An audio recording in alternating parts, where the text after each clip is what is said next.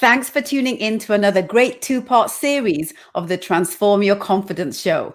I'm your host, as always, Raj Gurn, the founder of the OpenChessConfidenceAcademy.com. This week's theme is branding and marketing, where I deep dive a subject matter that I'm absolutely passionate about. And this week, we are going to be tackling how do you market your brand in today's information overload culture? To help me do this, my guest is the fabulous Shama Hyder, who is the visionary strategist for the digital age, a web and TV personality, a two-time best-selling author, and the award-winning CEO of Zen Media, a global marketing and digital PR firm that helps B2B and B2C brands make meaningful connections with the modern-day customer via influencer marketing and experiential and digital storytelling, and then turn them into bottom line results. Please welcome to the show, my girl, Shama Hyder. Thanks so much, sweetheart, for agreeing to be on the show. Only for you, Raj, only for you.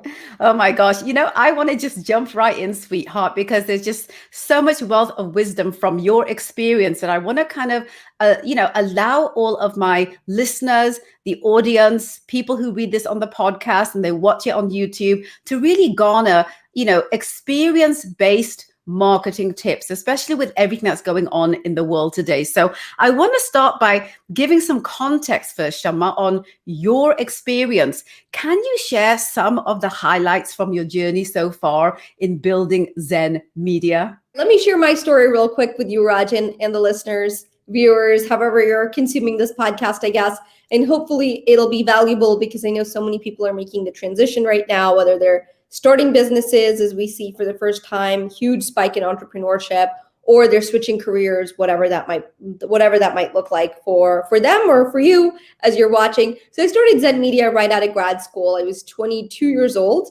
I did my thesis on Twitter when it had 2,000 users. And and I couldn't get a job in the real world because there were no jobs in the field. The field itself was so new. And so from that point, obviously, we've grown quite a bit as a company. We passed our first million in the first 3 years of doing business. We've continued to grow into earned and owned media. So everything from content, social, influencers, our specialty is really how do you break through the noise. And when I started the company, I knew very little about business, knew a lot about marketing and trends and social. And so it's been an interesting process of having to learn all these things. And so, but I find this world fascinating. I think there's so much opportunity right now for anyone looking to build a brand. Yes, it's challenging in that it is noisy. There's so much happening. But you have to realize so much is happening because people are paying attention. And wherever there's attention, there's a room for you to be able to brand yourself, for you to be able to connect with people in a meaningful way. And I think that's really what we do in and out, helping our clients connect with their customers in a more meaningful way, whatever that may look like. So as a subject matter expert, Shama, I want to get your take on what you believe branding should be in today's business world with the, obvious virtual explosion that has going on and is going to continue to amplify as we move into business being a lot more virtual. What are your thoughts there? So let's look at what we know it's not going to be, right? So branding is not your logo. It's not a billboard. I think that term sometimes is just so, there's so many connotations around what branding is. And it's really none of those things. Your brand is, what people say when you're not in the room. Your brand is what precedes you. It's what follows you. It's your reputation.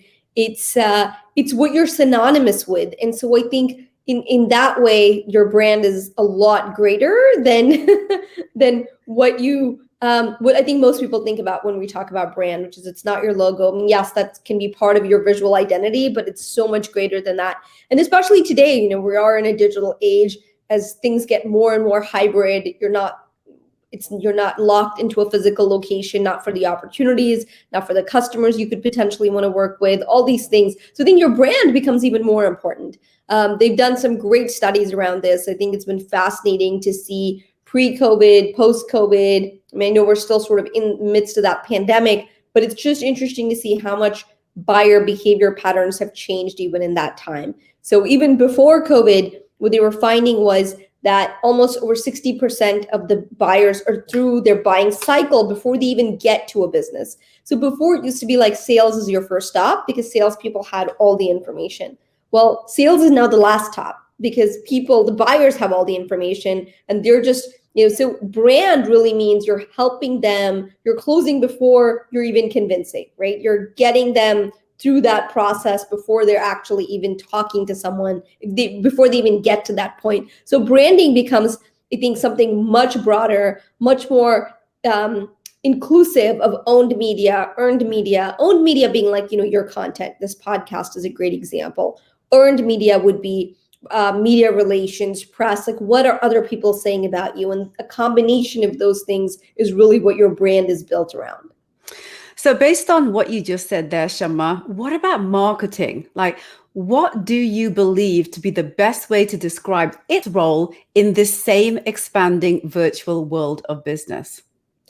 Yeah, in some ways, marketing is everything, right? Like, and we're always marketing. And that's the thing. I mean, whether you're in an organization and you're marketing to your superiors and your peers and your colleagues, whether you are in a company where you're building a business and you're trying to market to customers, I think the very basic definition of marketing is you are trying to get an idea across. So whether that's you're raising money for a nonprofit. It's just so ubiquitous, this idea of marketing and this idea of being able to get people to pay attention to what you are doing. And why should they, right? Given everything that's happening in their lives, like what is the thing that, what's the trigger? What gets them to engage? So I think that's really sort of the broad definition of marketing. So why is it crucial to have a brand and marketing strategy as a business owner today, based on everything that you've said so far? Well, it's not crucial. It's only crucial if you want sales. I mean, it's kind of like saying, well, why is it important to have a good product or service if you're in business? I mean, if you want to stay in business, it's absolutely crucial. And so, yeah, I think marketing. I think to your point, to your question, Raj, which is more marketing can no longer be an afterthought, right? For so many times it's like, oh, we're going to do all this and then let's throw on some marketing as if it's like a little bit of butter on toast, when really it's how you communicate your ideas. And it starts from day one. Sometimes when we work with clients, they're not even ready for customers yet. They're focused more on investors. So even marketing to investors is a whole different thing than you're marketing to your, for people who are attracting. A lot of the clients we work with, it's not even the customers, they're trying to attract and retain talent. So part of that becomes, how do you attract and retain talent from that perspective? So in that way, I think marketing can't really be an afterthought if you're going to compete in today's landscape. So with people who are looking at starting their business and they have to kind of figure out how to start their brand from scratch, what are some of the must-dos that you can share with those people? Yeah, so the first thing you want to think about is outcome. What do people get for working with you? Whether that's a product, service. I think so many times, especially when you deal with B2B, there's people, or if you're like an engineering or data background, it can get really weighed down in like the process. But you've got to think about the outcome. Why does someone engage with you? What is it that they want at the end of the day? What are they looking for? So I think getting crystal clear on that, and then figuring out your differentiator. Because look, a brand why do we talk about anything? We talk about something because it's different. It stands out. We don't even comment on the weather unless it's an anomaly, right? Like it's something different. So I do think it's worth spending the time to really figure out what is your differentiator. How do you stand out in the current marketplace? And how do you fit, how are you fulfilling a need for your market that's not currently being met? So with that said, I mean, there's this, a very important relationship between branding and marketing where people kind of use the terms interchangeably, but they have a very distinctly different yet very aligned purpose. So I want to ask you this, Shama. What are the basic marketing elements that all brands should have in place to go to market, irrespective of the size of their company and the stage of their growth? Yeah, so if you think about it this way, and we call this the peso model in-house, it's paid, earned, owned, and shared, right? Or paid, earned, shared, owned, if you like the acronym. And so part of this is figuring out what area do we want to grow, invest in, and they all have to play together. And so if you think about owned channels are things that you own. That's your copy, your website. It's you have full control. So if you have full control over something, it's generally owned. This podcast, an example of owned media.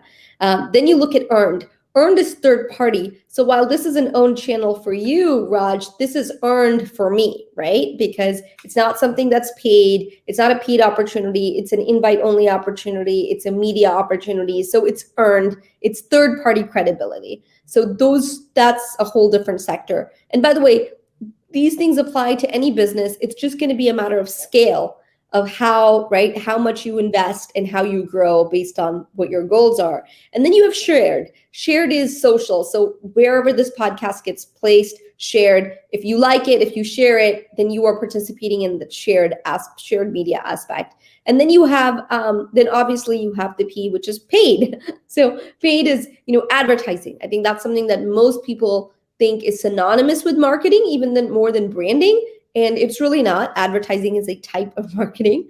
But advertising is different. It is, it's where you pay to play. So when you're running Facebook ads or Instagram ads, where you are paying a platform to get, a share of their audience or get eyeballs or visibility, that's paid media. So this is a good framework for anybody looking to figure out, okay, how do I make sense of my marketing? So do people need to dial all of those in? What are some of the benchmarks that you look at and you advise brands on, depending on whether they're small, medium, or large? I know a lot of it has to do with budget and intention and all of that. Can you help people understand that piece? Because your model is obviously everything that you can dial in. If you had to pick and choose, perhaps you go into market for the first time, what are some of the things that you could say to them in terms of that model that you just shared?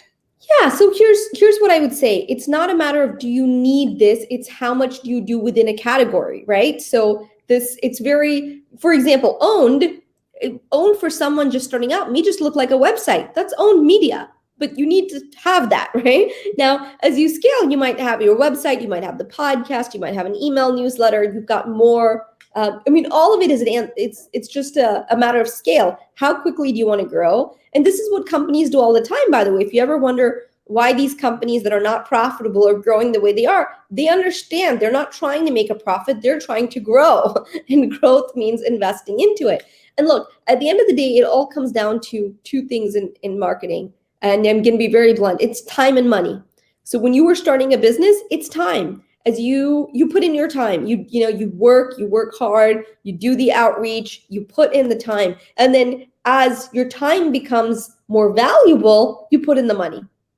And this is like the basic premise. This is what corporate America follows. This is what, globally corporations follow. This is what individual businesses, when you were just starting out, when you are a one man or one woman band, it is time. And time is what you have, and time is what you invest. Absolutely. And all of the different ways that you can kind of go to market today requires content. It requires telling a story on some level. So content marketing has clearly become the holy grail of creating relationships with audiences, especially audiences that are cold audiences that don't know who you are. They don't know what your value proposition is, and they don't know if they want a relationship with you. I want to ask you this. What is it that you've seen that content marketing can do that other forms of marketing cannot, based on campaigns that you've done with clients? Well, if you think about content marketing, it's a perfect example of owned media, right? It's you getting to tell your story. So the most powerful thing there is that you're controlling the narrative and that it's your story. It's your platform. You have the mic. And then if you think about content marketing in the form of its value, how are you driving value to your audience? And it can look different. I mean, people on TikTok right now who are TikTok influencers, they are creating value. They are doing content marketing. Now, given, it is a third-party platform or whatnot, but it is their content. It is their creation. So it's a little bit of owned and shared kind of merged a little bit there. But yeah, I think at the end of the day, you have to think about your audience and what is valuable to your audience.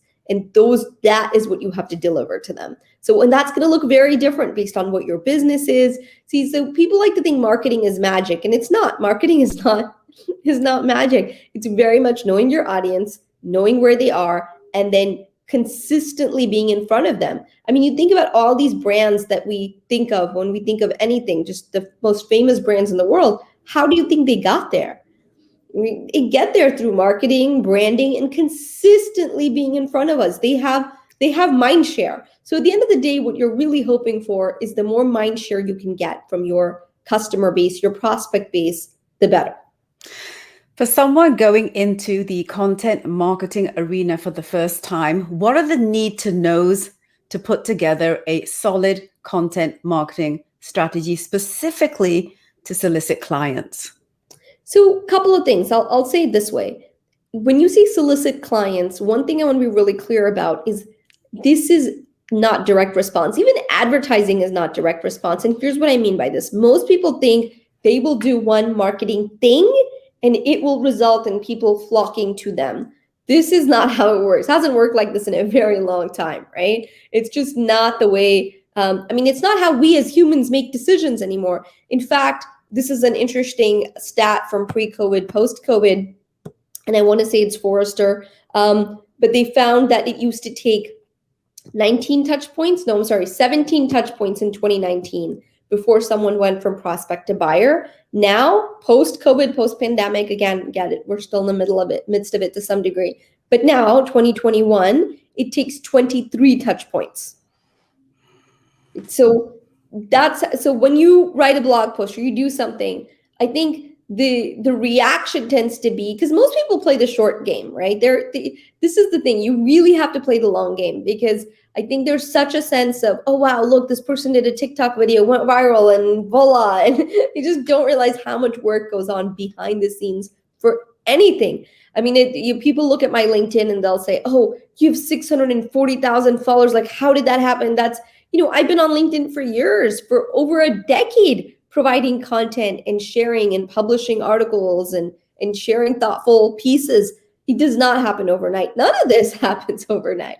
And so I think I just want to say that. I want to preface that, because I think it's important when people think I will do a little bit of marketing and then it's not how it works. And then they're disappointed because they're not playing the long game.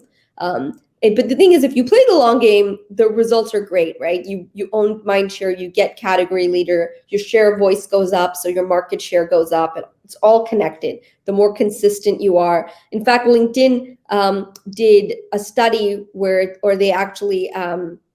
they sponsored a study, and they found that B2B brands that are famous, that are well known, 12x more in revenue than brands that are not. Mm-hmm. Right?